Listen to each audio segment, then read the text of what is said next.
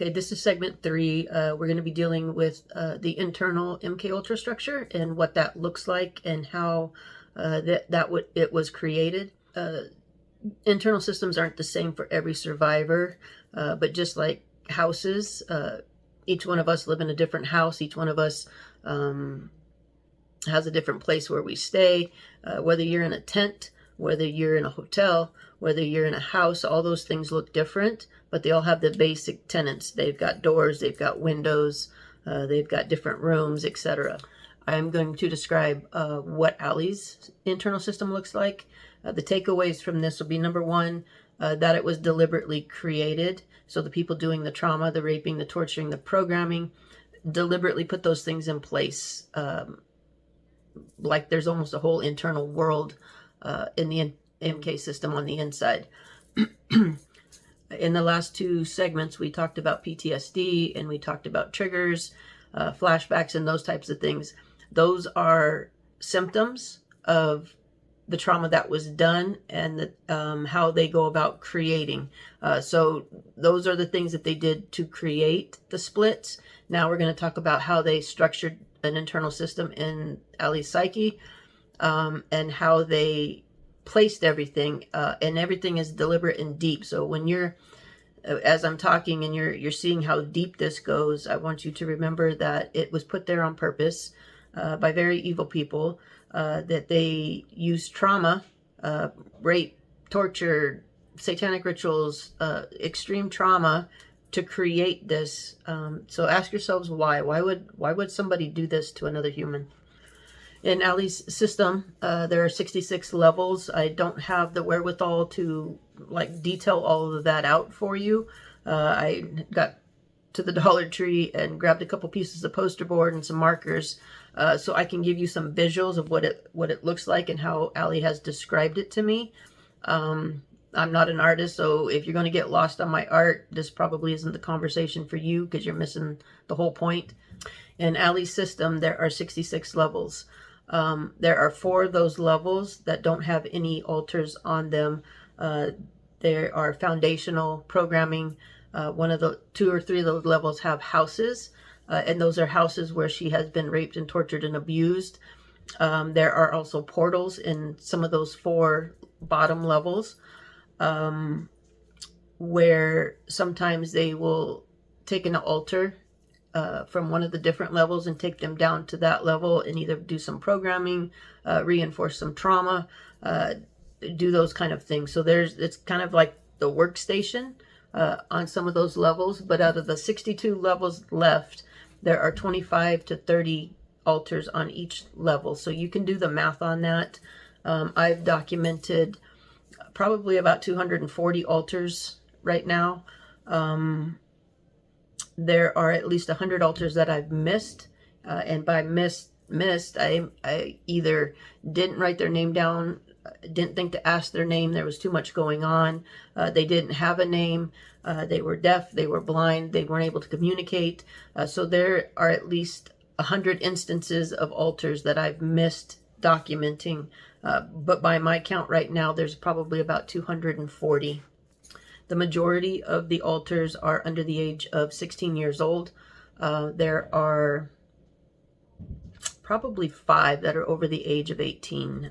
Ally, Maddie, there were 2 elderly women. They were 80-year-old altars from different levels. I've not seen them for a while.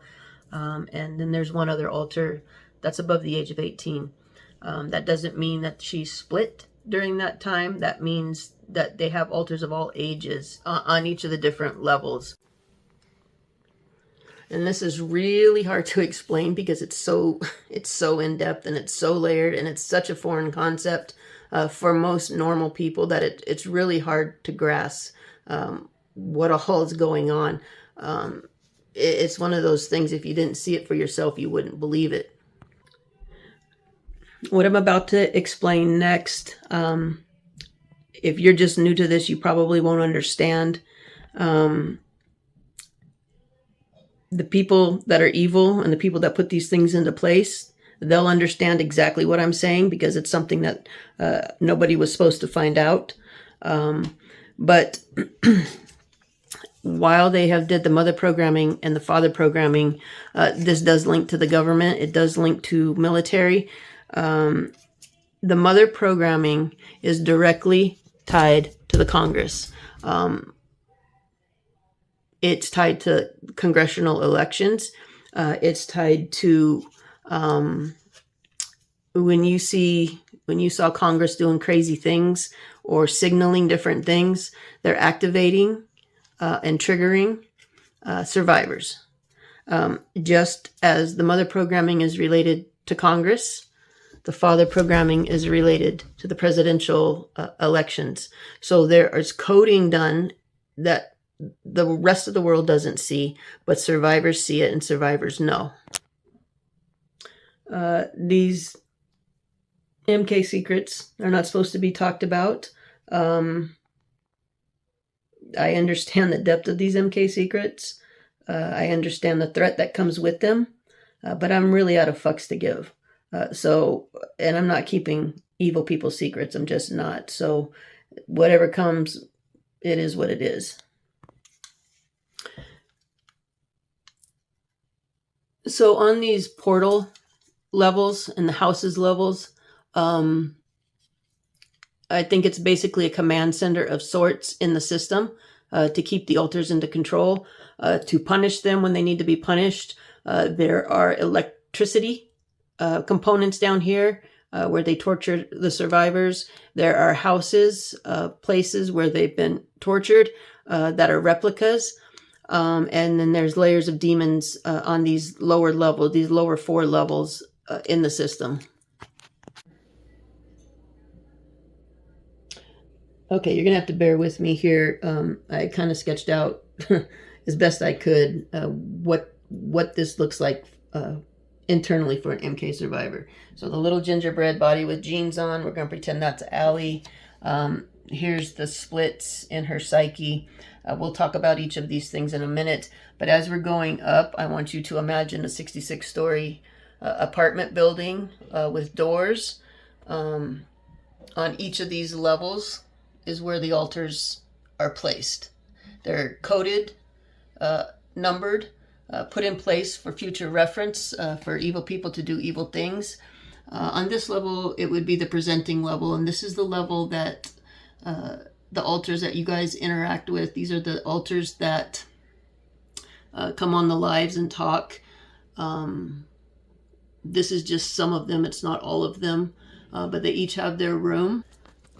On this presenting level, there's also a nursery that has 4 or 5 kids that are under the age of 5, including a couple newborns. So in last segment, we talked about how they cause trauma and they do things to get the heart rate up to split the psyche. When that psyche splits, it makes a clean slate. When you have that clean slate, then they start putting codes and phrases and different things in onto that piece of the clean slate so that they can come back to it later and program it how they want to do the things they want it to do, to know the things they want it to know. So if you imagine that, we're going to take this piece right here, this clean slate split, and we're going to put it up here in the system. So now it's tucked away in the system. It's got a code and a number that they've already documented. They can come back later and use this for whatever they want. So as you look at each of these doors, and know that I've said that there are 62 levels that have 25 to 30 altars on each level. As you listen to that, I want you to know that there's trauma that's been happened to a child, to Allie, to other survivors, over and over and over and over again to create all these doors and all these altars. At the time of the splitting, when they've made the clean slate, they've coded it and tucked it away up here. They've also layered in a demon over it, and they will put that into the system to basically do their bidding, to torment the new part, to do a lot of things, to give information, to activate programming. So those demons get layered in there. One of the first things that they do is start with foundational programming. So if you're building a house, you have to first put down your foundation. That means you got to level the land. That means you have to pour cement and lay the pipes and make sure that the foundation is secure and solid and level so you can start building your house on it. It works the same for MK Ultra programming.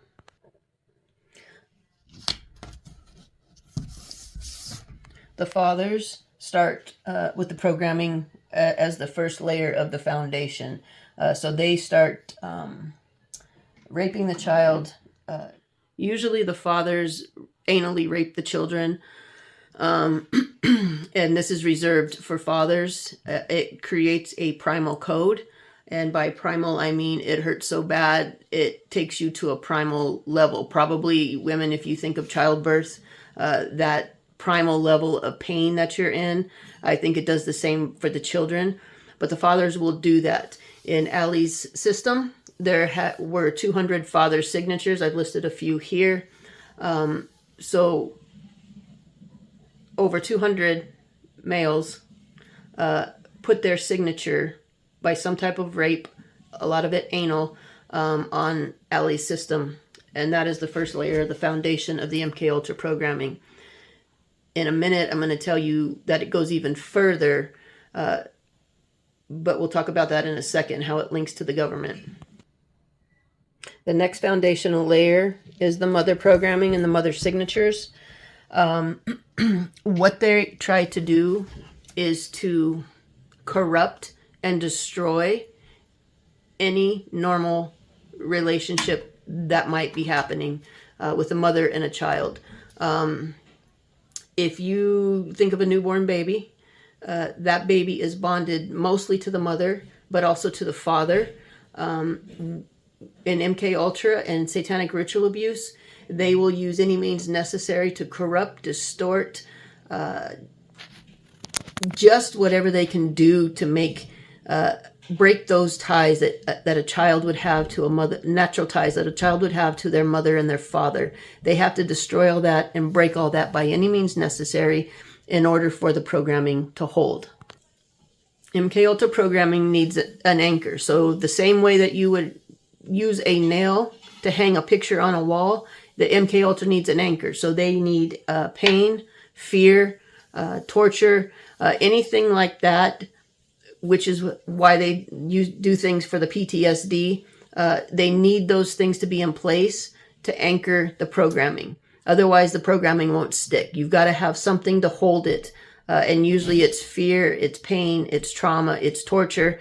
So they inflict those things on the child to represent the nail in order to hang the MK Ultra programming on.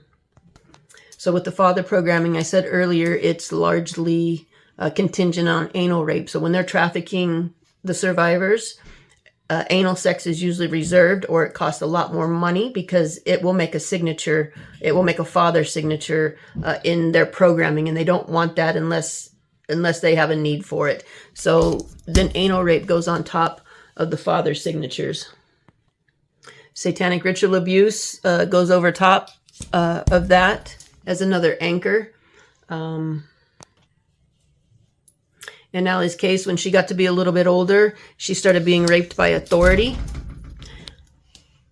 which were police officers, firemen, those types of things. So on top of the father signature, now we have the authority. So at any time there's any authority, it's going to trigger Ally to remember the father signature and to remember the rapes and put her back into a PTSD state, to put her back into a trancey state. When the police authority raped Ally, the one police officer would put his gun and his badge down each time to create a trigger, the same way that they did with the spider. So on top of the authority rapes, now we have the gun and the badge trigger. So anytime Ally's out, if somebody in authority touches their gun or their badge, it's going to trigger her. I told you Aaliyah was doing a lot of programming to Ally, and she was using spiders. So in Aaliyah's case, she would torture Ally, and then on top of that, to lock in her signature into the system as a mother figure, she would use the spiders to trigger. So what I'm trying to say is, number one, they've used rape and torture to put a signature into the system and to create programming. The authority that raped and tortured, now his signature and his name is locked in the father's programming. On top of that, he used his gun and his badge. So if you are trying to help a survivor, you have to know, number one, that the authority, who his name is. Number two, that he raped her anally, vaginally, however. Number three, that he used a gun and a badge to trigger her. So all those things keep it locked in. So you can't easily undo these things. You can't just reverse engineer something like that, because it's layers and layers and layers that they put into place to keep that programming intact. All these signatures, all this mother programming and father programming, all works together to anchor and hold the MK Ultra programming. So as we continue to go through this, I want you to think about how many survivors there are, how deep and how layered the trauma goes, what you would do to help a survivor, how are you going to help a survivor, how are you going to help each alter, how are you going to help them heal. It's for very many years, it was a very impossible task to me. There was no way to logically dismantle any of this. There wasn't any way to resolve any of this. There's no medication for it. There's no amount of talk counseling that you can go to that's going to help. When the world understands how much trauma and evil has been done to survivors at the hands of the people that we sit next to, at the hands of the people that we go to church with, at the hands of the people that we watch on our TV or that we pay money to go to their concerts, the world's going to be broken in a way that they'll never recover from. So I'm going to pull up another little prop thing that I made to show you more in depth. So this is kind of just the overview of the internal system. What I'm going to show you next is focusing on what's behind these doors, who's behind the doors and what else is behind the doors, because it doesn't end there. Like when I say it's so many layers and layers and layers, I'm not exaggerating in the least. Okay, so I showed you the levels and the doors. So down here, I made a different thing. So this is a more in-depth look at what goes on behind the doors. So here's the altars. These are their doors like you saw up above. We'll start with Allie. So if Allie was put in this room, in Allie's room, there might be mirrors. So you hear the kids say a lot of times that they're not psychic. But there's things in their room that are tools that have been put there by programmers and coders and stitchers and encryptors. They've programmed the system. I've explained that they program the system the way you would build a house by leveling a foundation and putting the anchors in. But they have also programmed the system the same way you would program a computer. And we're going to talk about that more in another segment. But in each person's room, there are things that they have in there that equip them to do different things. A lot of those things would be considered supernatural type of things. So in Allie's room, there are mirrors. In those mirrors become shadows. They're used as portals. They are used to see into the future. They are used to warn of a threat. So that's what is in her room. We come over here to Sky's room. In Sky's room, she has walls of TVs. So in Sky's room, there are walls and walls and walls of TVs. I think there are 66 different TVs. So if you think about going to Best Buy, where you're shopping, or Walmart, if you're going to shop for a TV, and on the back wall there's just TVs, all different sizes, they're all playing, they're all on different channels. That's kind of the situation that goes on here. Each one of those TVs is showing future events, things that are going to come in the future, things that might be happening. It's not just things that deal with Allie. It's not just things that deal with us.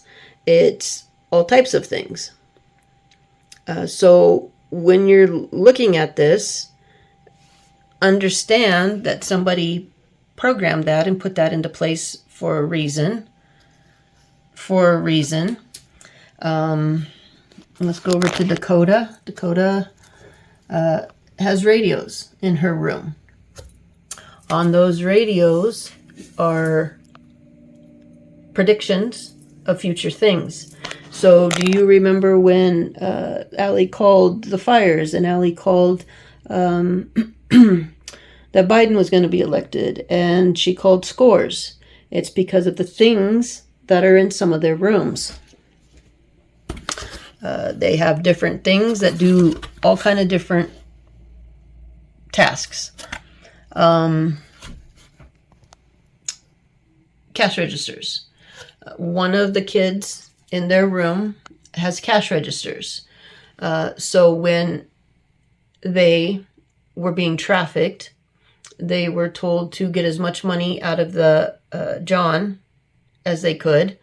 They were to do whatever they could to get as much money off their card, to find out their PIN code, to engage them in conversation about their family and their kids and what's your birthday and those types of things, looking for the PIN codes. They would then look on the cash register and it would give them codes to the cards. How does that work? I have no clue. I just know that it does. I just know that it was put into place by evil people. I just know that very evil things were done and continue to be done to survivors. For Maddie, picture frames in her room. The picture frames were described to me that they are like the old Polaroid pictures. So when things are going on, all of a sudden these picture frames will start developing a picture, and it'll be kind of a slow focus thing that shows something that's about to come up in the future. So when Allie says I'm not psychic, she's not psychic. She's not entertaining demons. She's not looking into crystal balls. But in their rooms are different things that allow them to do things that normal people don't do or can't do. In Taya's room, there are keys. So I want you to think about, I think it was Ellen, if I'm remembering correctly, maybe not, but she had a bowl of these type of keys on her coffee table. I think there was a magazine spread of somebody, her, Oprah, or somebody, but they had a bowl of old-fashioned keys on their table. In each of these rooms, there are keyholes for very different keys, and they do different things. They turn things on, they turn things off. In addition to what's in their room, so in Allie's room, there's mirrors in Allie's room. In addition to that, there is wallpaper on the wall. There are lights in each of their rooms. There are lights in the hallways. They signal different things. They code different things. But are you understanding the depth of this? Are you understanding that the things in their room aren't there accidentally? The wallpaper on the walls is not there accidentally. The lights in the system are not there accidentally. Somebody deliberately did all of these things. When we were looking at the other schematic, hang on, and we were talking about the mother programming, when Allie came, after we got through the PTSD and things like that, we didn't know it at the time. They didn't know how to explain it to me at the time, but a lot of those mother things started crashing. A lot of that mother programming started crashing. The best example I can give you is the people that stood in the mother position. There were, I think, about 200, maybe more, signatures on the mother position. The people that stood in that position told her she was stupid, that she was unwanted, that she was unloved. Anything traumatic to do, anything traumatic to say, to break those mother links and bonds, to just destroy that out of a kid is what the goal was. When she came with me and we started doing normal things, when I would make her a peanut butter and jelly sandwich, when we would go play at the park, when I would push her on the swings, that started reverse engineering some of those mother signatures. So a lot of that was coming down, unbeknownst to me at the time, because I wasn't understanding the things that I understand now. But there would be times where they would tell me that it sounded like something was crashing on the inside. It sounded like the building was falling. There would be times it would be so intense, they would duck and cover and put their arms and hands over their ears and tuck their head like the ceiling was about to fall in on them. So I would say, you know, what's going on? What do you hear? And they would say it sounded like glass breaking. It sounded like wood breaking, like wood beams just breaking in two. The sound that you would hear, it sounded like the whole building was about to collapse in on them. So please understand how many layers there are to the MK Ultra. We use that term very loosely. We use it like a buzzword.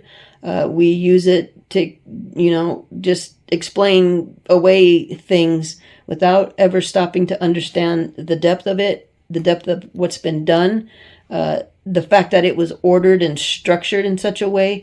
How many experiments do you think had to happen over the decades for them to be able to do this to people? To so split their psyche that they can control every aspect of their psyche, that they can call up whatever altars they want to call up to do whatever task they want to do. The goal of it was for these altars to never, for them to never interact with each other. The goal of it was if they needed Taya to do something, they could send her down here to the presenting level where she had control of the body, and she would do whatever it is she was tasked to do, whether it be being trafficked. Say she was trafficked to Joe Biden, they would trigger her and call her codes to come down here to the presenting level. She would be trafficked to Joe Biden. Okay, when that scenario was over, she would go back up here. And then Allie would come back down to the presenting level, and Allie would have no knowledge that Taya existed, number one, and number two, that Taya had just been trafficked to Joe Biden. You understand that's how it was supposed to work. It was supposed to compartmentalize everybody to keep them separate, so they didn't interact, that they didn't see each other, that they didn't talk to each other, that they didn't know what the other one was doing, because it kept safety for the evil people. Because if Taya's up here and she's not able to get out of her room and she's locked back in her room, then nobody would ever know that Taya was trafficked to Joe Biden. Does that make sense? We're going to post up, I think it's about 10 or 15 pictures of the altars. They range in ages from 5 years up to 80. But each picture that you see is a different altar. There's 2 or 3 pictures in there. I don't even know those altars' names. I just happened to catch them at the spur of the moment in a picture, and then looking back, I didn't recognize them.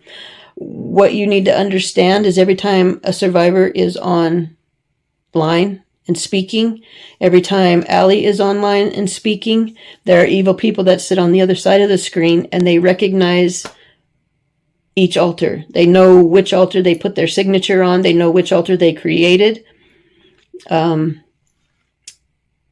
So they're always looking for survivors, and then they're doing things to trigger them. They're doing things to put their programming back into place. We're in one of the next segments, we'll talk about the types of programming and the types of altars that they create.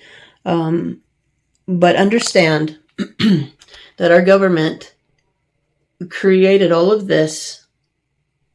Initially, I think they were trying to say that was they were trying to use it to pass government secrets. So if Arya needed to pass a government secret, they would put information to Arya They would give her instructions of what to do. Aria would be taken down here to the presenting level, deliver the instructions, deliver the codes, deliver whatever paper she had on her to whoever, and then she would be put back onto her level. When the alters start working together, when the alters start acknowledging each other, is when the programming starts to break. There are many MK survivors that will not acknowledge their alters. If they do acknowledge them, they have a hatred for them. And I think that's by programming design, because again, the programming can't stay in place if everybody's on the same page and everybody's working together. When the alters start caring about each other, when they start working together for the good of the body, of the person in the body, that's when the programming starts to break. That's when the lies start to come undone. If you think of the lies and the fear and the pain and all of that as the nail, once those lies and pain and things that they've gone through start to come undone, the programming starts to break. But that's not an easy thing to do. It was designed not to be a very easy thing to do. This is such an in-depth topic. It's really hard to narrow it down cohesively and speak on it in a way that makes sense, because it's just such an in-depth topic, and it's already hard to wrap your head around that much evil being done against our children. So I hope you understand. I hope I made sense. I hope these visuals helped a little bit to grasp the depth of it and understand this is why I'm willing to die on this hill, because I don't believe this should ever be done to another human being, let alone a child. Many of us get up in arms about black slavery and slavery in the past and the Holocaust, and we feel some type of way about those things. But what's being done here is a complete different type of slavery, and it's crickets. People should be outraged. People should be in the street. People should be demanding change, and most people are just sleeping through what's being done to our children.